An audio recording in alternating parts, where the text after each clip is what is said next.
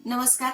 आपल्या सगळ्यांच्या घरामध्ये नवीन समस्या तयार झालेली आहे, ती म्हणजे कपडे. आपल्या घरामध्ये किती कपडे आहेत हे आपण कधी मोजलेले आहेत का? तर मोजून बघा. आजचा विषय तोच आहे, कपड्यांचं ऑडिट. आपल्या घरातल्या कपाटामध्ये किती कपडे आहेत आणि त्यातले किती वापरले जातात, किती नाही वापरायचे आहेत, किती आपण कधीच घातलेले नाहीयेत, किती आपण किती वर्षाने घालतो, ह्या सगळ्याचं ऑडिट आपण केलं पाहिजे. त्याच्याबद्दल आज बोलणार आहोत. तर आपलं जे कपाट आहे तर ते कपाट आणि शक्यतो महिलांचं, कारण काय आहे की एका रिसर्चने असं सांगितलेलं आहे की महिलांचे कपडे पुरुषांच्या कपड्यांच्या दुप्पट तरी प्रत्येकाच्या घरामध्ये असतात. त्या रिसर्चमध्ये त्यांनी असं सांगितलं तर 80 ते 150 कपडे प्रत्येक महिलेकडे असतात आणि पुरुषांकडे मात्र 35 ते 70 एवढे कपडे असतात. मिनिमम सांगते हे. तर त्याच्यात मुली जर घरात असतील तर अजूनच ते प्रमाण वाढलेलं असतं, कारण मुलींचे कपडे हल्ली खूप जास्त आहे आणि मुलींना फार थोड्या थोड्या वेळात ते फेकून द्यायचे असतात, किंवा ते मुली मोठ्या होतात आणि त्यांना ते कपडे होत नाहीत. त्याच्यामुळे ते न होत असलेले कपडे सुद्धा आपल्याकडे साठून राहतात. कारण काय, याचं एक मानसशास्त्रीय कारण असं की आपल्याला एवढे कपडे पाहिलेले नव्हते आणि आता एवढे एकदम दिसतात. त्याच्यामुळे आपल्याला कपडे फेकण्याची जी सवय आहे ती खूप कमी होते आधी. बघा, आता पटापट फेकले जातात किंवा घरात साठवून ठेवले जातात न वापरते असले तरी. परंतु पूर्वी काय असायचं की मोठ्या बहिणीचे कपडे लहान बहीण वापरायची, नंतर तिची लहान बहीण, म्हणजे त्या कपड्याचा पूर्ण वापर केला जायचा, किंवा भावांचे कपडे एकमेकांना वापरायचे.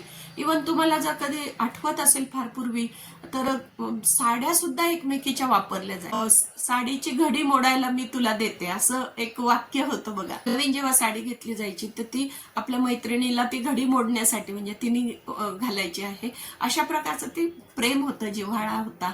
आणि त्यावेळेला फारसे काही इगो नव्हते आपल्यामध्ये तेवढे, आणि पैसे पण कमी होते. आता पैसे पण जास्त आहे, माणसं त्याच्यामुळे दूर पण गेलेली आहेत आणि व्हर्च्युअल दुनियेमध्ये आपण आहेत. परंतु प्रत्येक वेळेला कपाटाच्या समोर जेव्हा आपण उभं राहतो त्यावेळेला आपल्याला असं वाटतं की आता माझ्याकडे घालायला कपडेच नाहीयेत. कारण काय, कपडे तिथे असतात परंतु आपल्याला असं वाटत असतं की माझ्याकडे आता नवीन काहीतरी असायला हवं. मी त्या फंक्शनला हेच घातलेलं होतं किंवा आधीच्या ठिकाणी तेच घातलेलं होतं, किंवा घालून घालून मला कंटाळा आलेला आहे, असा त्याचा अर्थ असतो. कपडे नाही आहे असं नसतं. आणि त्याच्यामुळे हा जर मानसशास्त्राचा विचार जर केला तर प्रत्येकाला प्रत्येक वेळेला कपडे नवीन असावे असं वाटत असतं, किंवा त्या कपड्यांचा कंटाळा आलेला आहे म्हणून त्याच्यामध्येच काहीतरी नवीन प्रकार करता येईल का, हा सुद्धा विचार करायला हवा.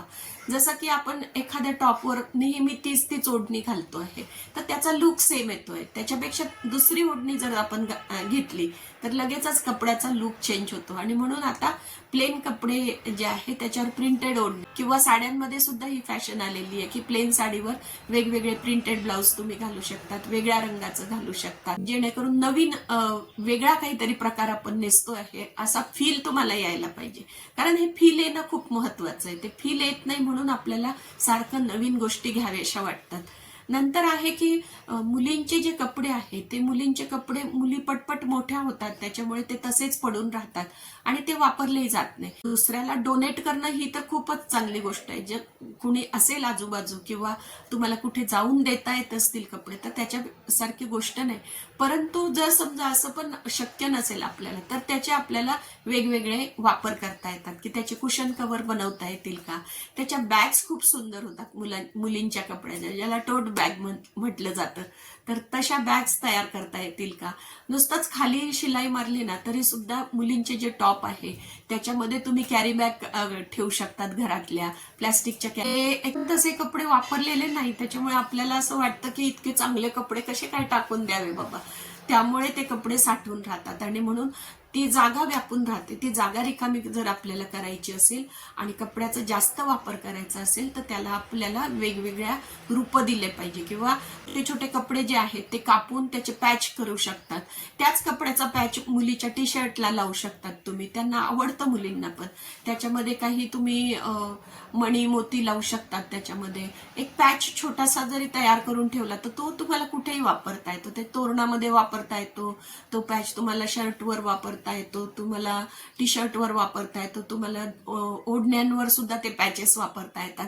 तर अशा प्रकारे छोटे पॅचेस करण्याचा पण एक बिझनेस आहे, तो सुद्धा तुम्ही जर शिकून घेतलात, किंवा तुम्ही इतके व्हरायटी आहे त्या पॅचेसमध्ये, ते छोटे छोटे तयार करून ठेवले तर ते तुम्हाला कुठेही ऐन वेळेला वापरता येतात. तर अशा प्रकारे तुम्हाला कपड्याचं नियोजन करायला पाहिजे. प्रत्येक वेळेला कपडा आपण जेव्हा नवीन घेतो त्यावेळेला 3 वेळेला आपण स्वतःला प्रश्न विचारायचा आहे, याची मला गरज आहे का, याची मला गरज आहे का, याची मला गरज आहे का.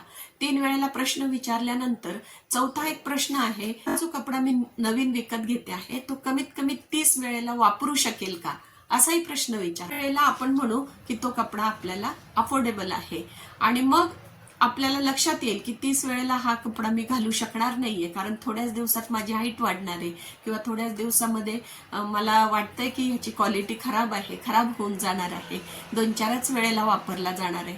असं आपलं मनच आपल्याला बरोबर ते सांगत असतं, इन्स्ट्रक्शन देत असतं, आपल्या अनुभवानुसार सगळ्या गोष्टी आहेत त्या देत असतं. आणि म्हणून ते जे घेण्याचं प्रमाण आहे ते हात आखडता म्हणतो ना आपण, तर तसं घेण्याचं प्रमाण सुद्धा थांबलं जातं. आणि नंतर आहे की मी हा कपडा जर विकत घेतलेला आहे तर घरातले किती कपडे मी बाहेर टाकून देणार आहे. म्हणजे जर मी 5 कपडे नवीन घेतलेले असेल तर 1 कपडा तर बाहेर गेला पाहिजे ना, तेव्हा त्या घरामध्ये जागा होईल ना माझ्या कपाटामध्ये. तर तसं काहीतरी तुम्ही ठरवलं पाहिजे, त्याला म्हणतात कपड्यांचं ऑडिट. तर ते असं आपल्या कपाटाचं ऑडिट केलं पाहिजे, घराचं ऑडिट केलं पाहिजे. ओव्हर कन्झम्पशन म्हणजे खूप जास्त कपडे आपण घेतो आहे आणि त्याच्यामुळे मार्केटिंग त्याचं खूप जास्त होत आहे. सोशल मीडियावरचं हे जे सगळं आहे ते पण एक मोठं कारण आहे की सोशल मीडियावर हे जे सेल लागलेले असतात ते दिसतात, ऑनलाईन साईटवर सेल लागलेले असतात, त्याच्यामुळे आपल्याला खूप मोह होतो कपडे घेण्याचा आणि त्याच्यामुळे आपण घेत राहतो. आणि त्यातलं विशेष म्हणजे याच्यातलं एक खूप मोठी गोष्ट आहे की यातले 20% कपडे आपण 80% वेळेला वापरतो. ठराविक कपडे आपण वापरत असतो, काही ठराविक कपडे आपण वापरतच नसतो किंवा कधीही तरी वापरत असतो. म्हणून तसं पण सॉर्टिंग करून ठेवायला पाहिजे आणि आपण ते पण पाहिलं पाहिजे की यातले किती कपडे आपण वापरतो आहे, किती न वापरणारे आहे, किती कधीतरी वापरणारे आहोत. असे लेबल जर करून ठेवले तर आपल्या लक्षात येईल की हा जो कपडा आहे आपण इतक्या वेळेलाच वापरत आहोत. कधी कधी काय होतं की आपली आवड ही ठराविक असते बघा, स्पेसिफिक आवड असते, त्याच रंगाचे कपडे आपण घेत राहतो. माझ्या बाबतीत जर म्हटलं तर माझं खरंच तसं होतं की ग्रे कलर फक्त आवडत होता आणि सारखे ग्रे कलर घेतलं जात होतं. आणि एक वेळ अशी आली की कपाटामध्ये असं उघडल्यानंतर सगळीकडे तो ग्रे कलर दिसायला लागला.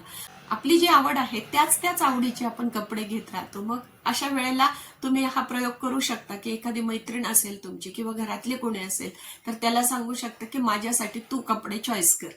असं सांगितल्यानंतर त्यांच्या आवडीचे रंग मग आपल्याला घेता येतात. माझ्या बाबतीत तर असं पण झालेलं आहे की ते जशीच्या तशी साडी माझ्याकडे होती आणि दुसरी पण मला आवडली, मी आधीची विसरून गेलेली होती, वापरलेलीच नव्हती, ती तशीच घडी राहून गेली आणि दुसऱ्या वेळेला गेल्यानंतर परत तशीच साडी मी आणली, कारण माझी आवड फिक्स होती ना, त्यामुळे तीच आणली. आणि नंतर मात्र हे सापडल्यानंतर मलाच आश्चर्य वाटलं की दोन्ही एकाच रंगाच्या सारख्याच साड्या मी घेतलेल्या होत्या. तर अशा प्रकारची आवड आपली सारखी असल्यामुळे सारखे रंग येऊ शकतात. त्याच्यामुळे प्लॅनिंग करणं गरजेचं आहे. कपडे विकत घेताना तर थोडंसं प्लॅनिंग केलं की मला आता हा रंगाचा कपडा घ्यायचा आहे किंवा या रंगाचे खूप झालेत, हा रंग मला घ्यायचाच नाहीये, स्ट्रेस येतो आपल्याला खूप जास्त कपडे जर झालेले असले तर.